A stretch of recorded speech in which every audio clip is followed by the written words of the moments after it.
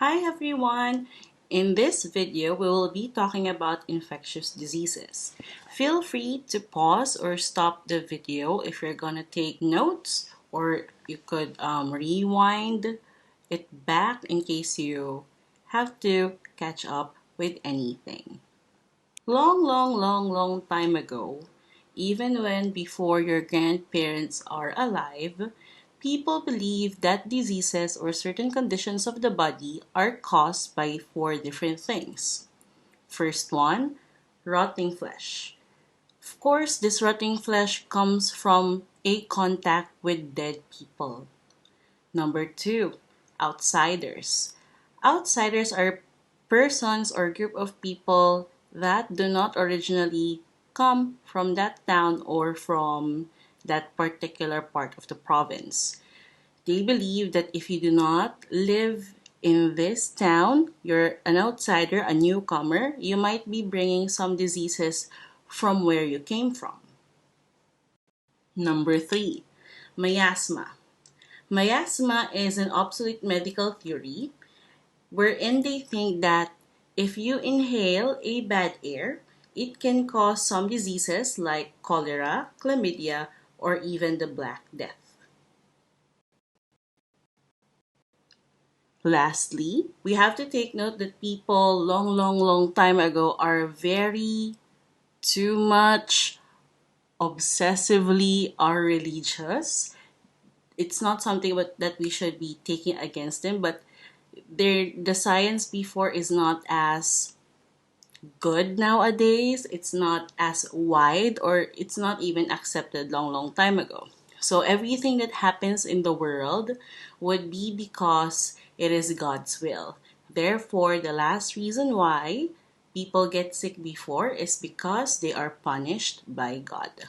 Maybe because they did something wrong, or maybe it's because they did not do good to their neighbors. After some time, there are three significant people or persons that were able to bend the beliefs of people before.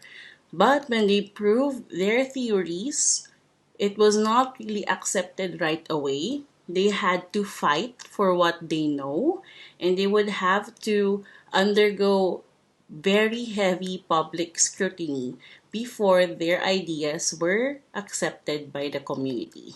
The first guy to your left, the one holding his head with glasses, is Robert, Koch. and he first became known for his superior laboratory skills in 1870s, and he is credited with proving that specific germs cause different diseases. He is also known for his postulate known as Koch. postulate, which proved both that specific germs would cause specific diseases, and that disease germs transmit disease from one body to another. The one in the middle, holding a bottle, would be Louis Pasteur. he disproved spontaneous generation, and he showed that heat can kill some microbes or several microbes, and we now know that process today as pasteurization. It was first used in French wine industry, but right now pasteurization is used in several or different applications.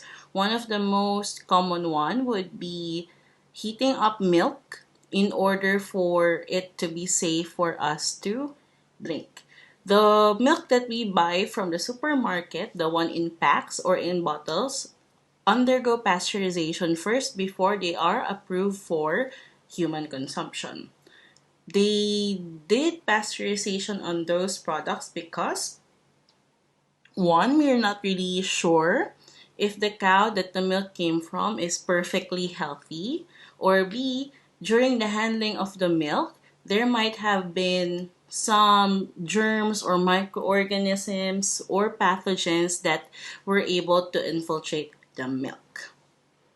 He is also known for developing vaccines, especially for cholera, anthrax, and rabies. And lastly, the other guy to your right, who is pointing at his face or his ear, is known as Lister. He is known as the inventor of antiseptic surgical techniques, which help to dramatically reduce the infection mortality rate of people undergoing surgery. We do not really have these people in the syllabus, but in order to honor their great contribution to our society and safety, we would have to know their names, of course.